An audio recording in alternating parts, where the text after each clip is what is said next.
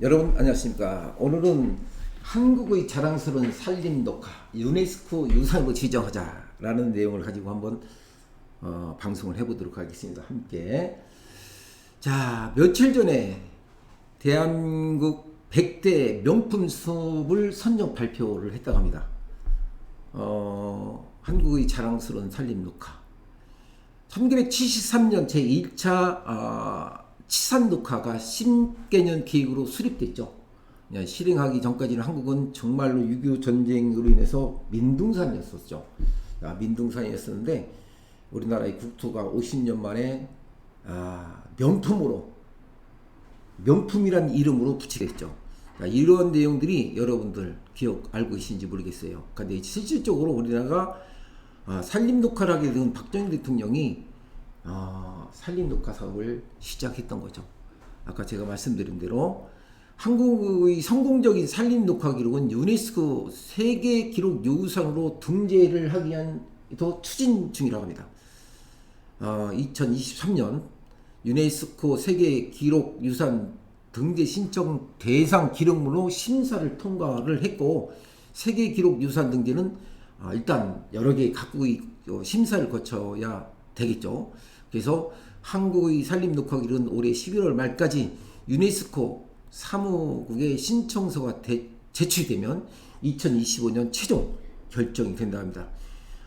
1973년 전국 방방곡곡의 산림 녹화 사업을 추진하는 박정희 대통령, 산에 나무 한 포기를 가꿀 줄 모르고 부락 주변에 하천이나 제방이 허물어져 있는데도 그 지방의 주민 자체가 보수를 하고 내 고장을 알뜰하게 닫는다는 정신이 없고, 자기 집 담이 허물어져도 고칠 생각도 없고, 그렇다고 해서 들에 나가서 일을 하느냐고 바빠서 미처 손이 안 돌아가서 그런 것도 아닐 것이다 라고 박정희 대통령의 연설문에 나와 있습니다. 들에 나가 일하는 농민이 한 사람도 없다면 필연 집에서 들어앉아 있을 게 아닙니까? 라고 박정희 대통령 연설문에 이렇게 나왔습니다. 이렇듯 전국의 방방곡곡에다가 산림 녹화 사업을 박정희 대통령은 1973년에 추진하게 됩니다. 그래서 국내의 원로 그 임학자의 임업계 1세들을 구성을 해가지고 그때 당시 서울대 산림과학부 명예교수 이경준 박사가 한국산국법인 한국산림정책연구회가 실시됐다라고 기록이 되어 있죠. 자, 이렇게 국립산림과학원에 우리나라의 산림녹화 유네스코 등재 추진위원회 팻말이 붙여 있고, 적극적으로 박정희 대통령의 정신, 박정희 대통령이 산림 녹화를 시작했던 그 빛이 오늘에서야 50년이 지난 후에 지금 그 빛을 보게 되고 있습니다. 여러분, 가을이죠. 가을에 돌아다니시면서 이 산림 녹화 사업을 누가 했기 때문에 우리는 오늘 같은 단풍 구경을 하고 다닐 수 있겠습니까? 자, 생각을 해보세요. 이런 역사적인 계기를 마련해준 분이 바로 박정희 대통령이었습니다.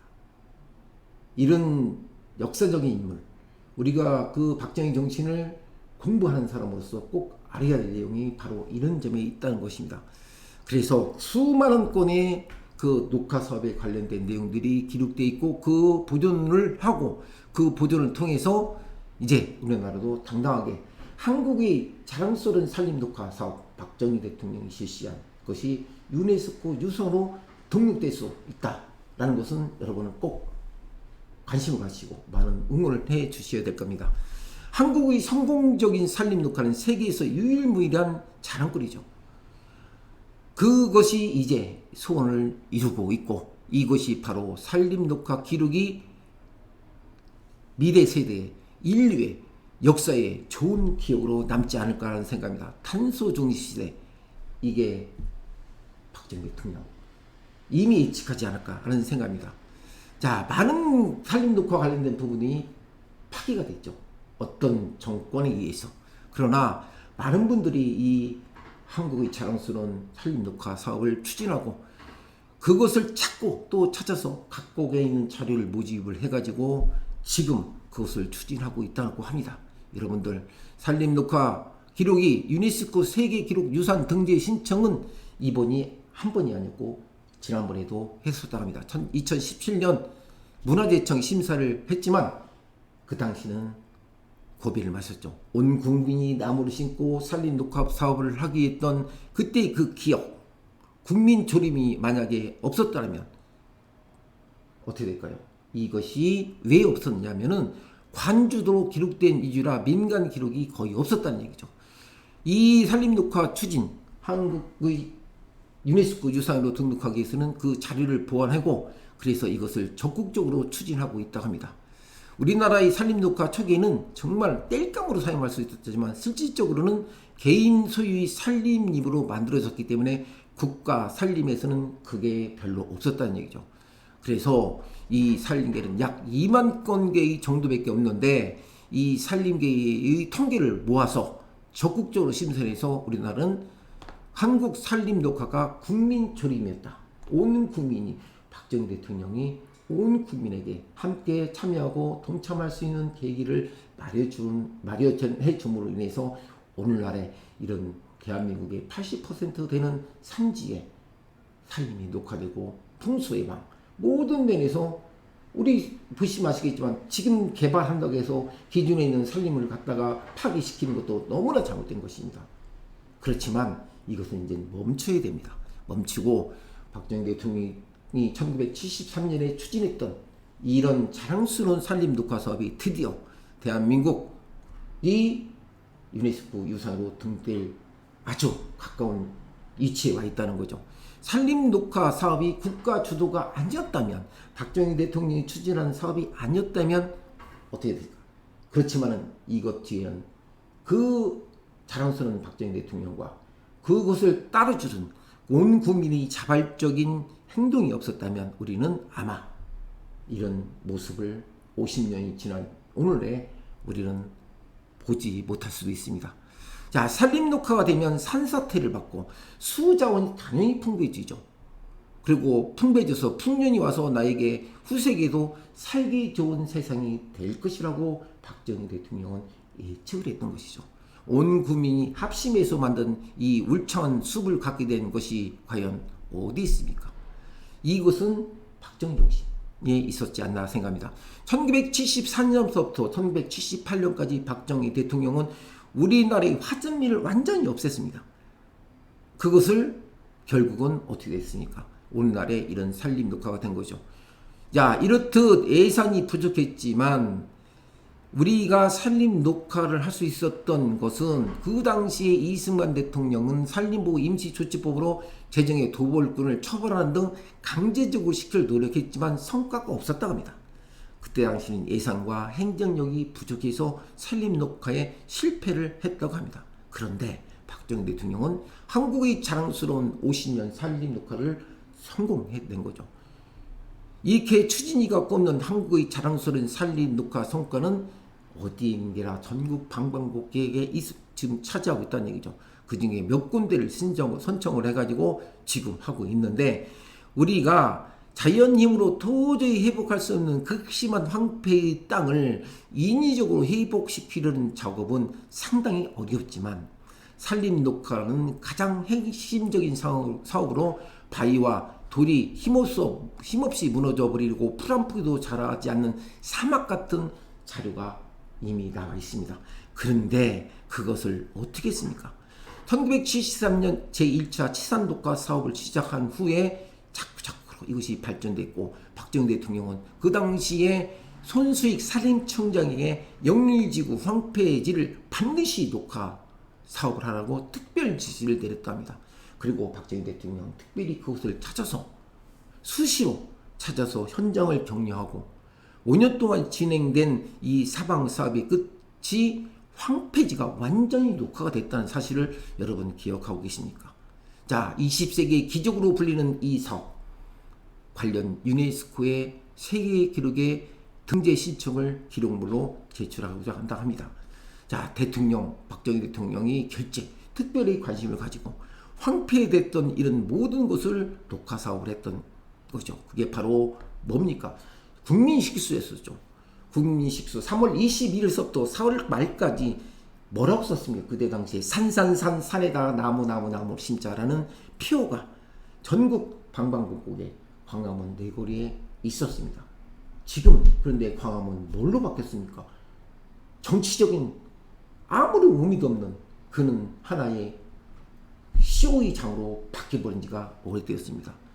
여러분 광화문에 기억하신 분도 계시겠지만 저는 자료를 통해서 봤습니다. 광화문 사거리에 국민식수기관이라고 현수막 아치가 큰 아치가 세워졌고 그 당시에는 모든 국민이 어떻게 했습니까?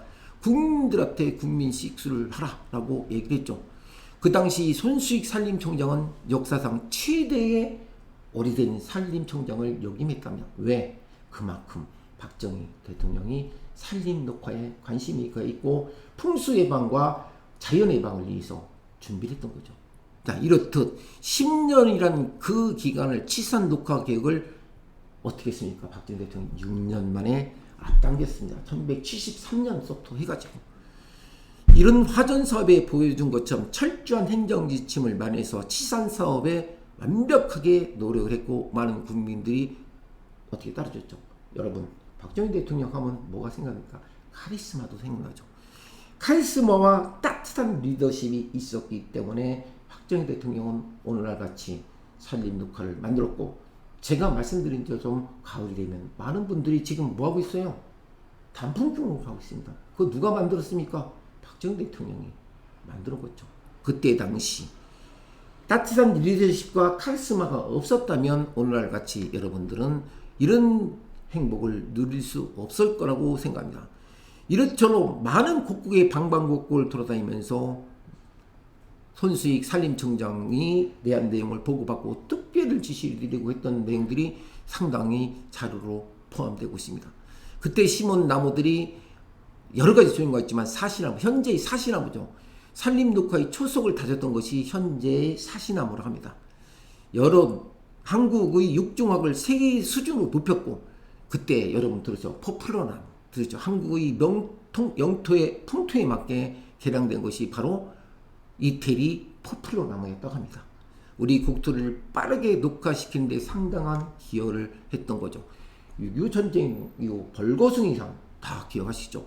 그때 당시 삽을 하나씩 들고 나무를 심기 운동을 전 국민적으로 전개를 했기 때문에 오늘날 아까 제가 말씀드린 대로 유네스코 유산으로 등록할 수 있는 기회가 왔다. 전 세계적으로 유일무이한 나라가 바로 대한민국 위대한 지도자 박정희 정신을 가지고 있는 사람들, 저와 함께 박정희 정신을 공부하는 사람들은 이것을 널리 알려줄 필요가 있다고 합니다. 자, 우거진, 현재 우거진 그 숲을 봤을 때 그게 바로 뭡니까? 나라의 부자죠. 얼마나 부자가 됐습니까? 나무에 벌거숭이 없는 산이 없어요. 다 전부 다 산림으로 꽉 차 있고 그것을 가지고 우리는 충분히 고속도로를 타고 다니면서 지방도로를 다니면서 그것을 느끼고 있죠. 현재는 외래종 침투했지만 그것은 충분히 우리가 제거를 할 수 있다고 봅니다.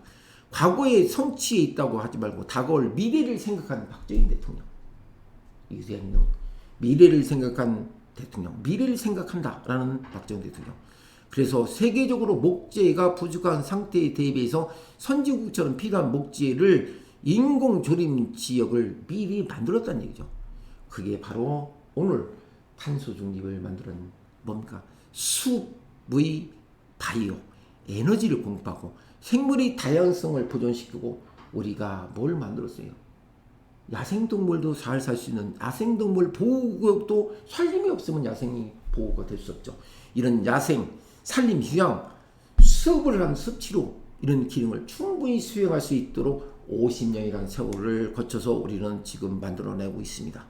자, 여러분 황폐해진 땅, 이 땅에 우리 산림 녹화 기록을 세계에 널리 알려서 동분서주 분주하시는 분들한테 박수를 보내고 또 더 나은 미래를 꿈꾸는 이 순간에도 희망의 나무를 계속 우리는 심어서 더 울창하고 명품이 있는 숲을 만드는 것이 우리가 해야 할 일이 아닌가 생각합니다. 오늘은 한국의 장스러운 산림 녹화 유네스코로 유산으로 등록될 기회가 왔다. 박정희 대통령 미래를 바라본 산림 녹화 사업, 여러분 어떻게 생각합니까? 구독과 좋아요는 저에게 큰 힘이 됩니다. 많은 분들한테 이 사실을 알려서 박정희 대통령 정신을 알려주시면 우리 후세들이 더 좋은 미래를 향해서 달려가지 않을까 생각합니다. 오늘도 시청해주신 여러분께 감사드리고 제 영상 많은 곳으로 전달해 주시고 구독과 좋아요를 부탁드리겠습니다. 또 다음 시간에 뵙도록 하겠습니다. 안녕히 계십시오.